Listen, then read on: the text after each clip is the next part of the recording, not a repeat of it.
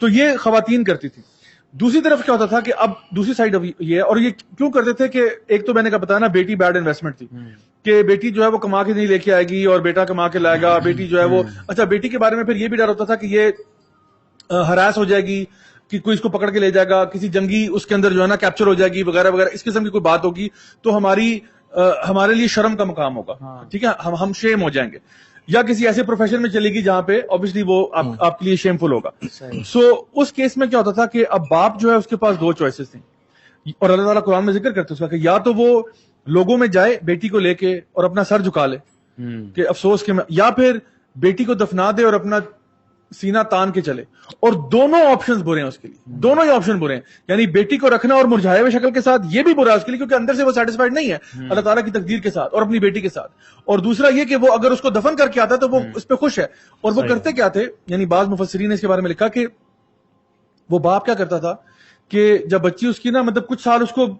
Tolerate کر لیتے تھے, یعنی 4-5 سال کی بچی ہوگی, یعنی بیفور شی ہٹس پیوبرٹی اس کے بعد زیادہ پریشان ہوتے تھے, تو تقریباً 5-6 سال کی بچی ہوئی ہے تو کیا کرتے تھے کہ وہ باپ جو ہے نا ایک رات پہلے ہی جا کے اس کی قبر کھود آتا تھا,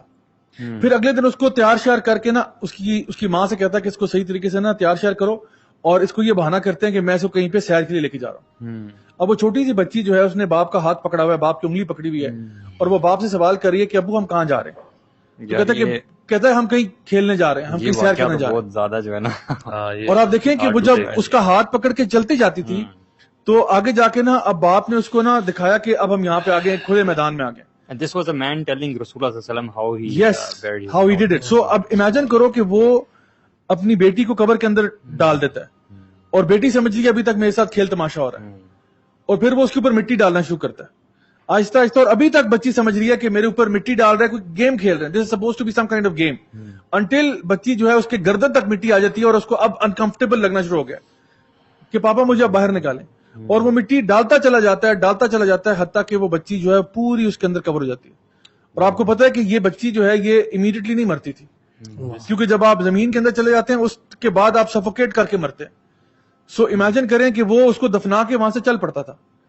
اور کس طرح وہ بیچاری تڑپ کے مرتی تھی. اور یہ ان کے کلچر کا حصہ تھا, یہ ان کے دین کا حصہ نہیں تھا. یہ جو عرب لوگوں کا کلچر ہوا کرتا تھا, جہاں پہ وہ کہتے تھے یہ ہماری صرف ایک کلچرل پریکٹس ہے, اس کا تعلق ہمارے دین سے نہیں ہے, دین علیحدہ ہے, کلچر علیحدہ ہے, ہماری کلچرل پریکٹس ہے, آپ کیوں بیچ میں آ رہے ہیں. تو نبی کریم صلی اللہ علیہ وسلم پر جب یہ آیات نازل ہوئی ہیں کہ یہ اس طرح کے لوگوں کی سچویشن ہے, اور آپ صلی اللہ علیہ وسلم نے ارشاد فرمایا کہ اسلام میں آنے کے بعد تمام انسان کے گناہ جو ہیں وہ دھل جاتے ہیں, لیکن اگر کوئی ایک گناہ ایسا ہوتا جو معاف نہ ہوتا, خدا کی قسم وہ یہ ہوتا. یعنی سبحان اللہ, جب بندہ ناٹ ایون شرک کی جب اسلام کے اندر ایک انسان آتا ہے نا, جب ایک بندہ سب کچھ چھوڑ چھاڑ کے اپنا ویز چینج کرتا ہے اور اسلام کی طرف آتا ہے, تو آپ نے فرمایا کہ اس کے سارے گناہ دھل جاتے ہیں. یہ اللہ کا ایک اصول ہے کہ انسان نے توبہ کر کے آ گیا. لیکن آپ نے فرمایا اگر کوئی ایک ایسا گناہ ہوتا جو ناقابل معافی ہوتا انسان کے دین میں آنے کے بعد بھی, تو وہ شاید وہ یہی ہوتا. اچھا, اس سے اس کی سیویرٹی پتہ چلتی ہے. ایبسلیوٹلی, رسول اللہ صلی اللہ علیہ وسلم نے یہ اس لیے مینشن کیا ہے نا تاکہ اس سے اس کی ذرا پتہ چلے کہ یہ کتنی انٹینسٹی اور اس کی سیویرٹی پتہ چلے کہ یہ کتنا برا کام عمر بھائی, جو ابھی آپ نے سورہ تکویر کی آیات تلاوت کی ہے وہ اس میں اللہ تعالیٰ نے جو یعنی آیات میں ذکر کیا اذا الشمس کوورت, یعنی اللہ تعالیٰ بتا رہے ہیں سورج کے بارے میں جب بجھ جائے گا اور تارے اور پلانٹس اور ٹکرانا, اور یہ اس پورے منظر کے اندر جو ہے نا اللہ تعالیٰ ایک بچی کا ذکر کرتے ہیں کہ اس سے بھی سوال کیا جائے گا اس دن جس دن آسمان پھٹ جائیں گے, پہاڑ ریزہ ہو جائیں گے, سورج کی روشنی بجھا دی جائے گی, اس گرینڈ ایپک ایونٹ والے دن جو قیامت کے دن آنا, اس دن اس بچی کو اللہ تعالیٰ اس پیڈسٹل پہ کھڑا کرتے ہیں کہ سب سے پہلے اس بچی سے پوچھا جائے گا کہ تو پہلے یہ بتا کہ تجھے کس لیے قتل کیا گیا, بِأَيِّ ذَنبٍ قُتِلَتْ, بتا. اور ذنب کا مطلب ہے کس چھوٹے سے گناہ کی وجہ سے تجھے قتل کیا گیا. یعنی ایک ہوتا ہے اسم, یعنی ایک گناہ ہے نا, ایک ہوتا ہے ذنب یعنی بہت چھوٹا گناہ. کون سا تو نے, یعنی بلکہ گناہ بھی چھوڑے, اس کو ہم کہیں گے خطا, یعنی ہوتا ہے نا کہ انسان نے پانی گرا دیا, یعنی تو نے کون سا تو نے, یعنی معصوم بچی ہے نا, وہ بچی کا تو ریکارڈ ہی شروع نہیں ہوا, تو کون سی تیری ایسی خطا ہو گئی جس کے پیچھے تجھے قتل کر دیا گیا, صرف اس لیے کہ تو ایک بیٹی پیدا ہوئی تھی,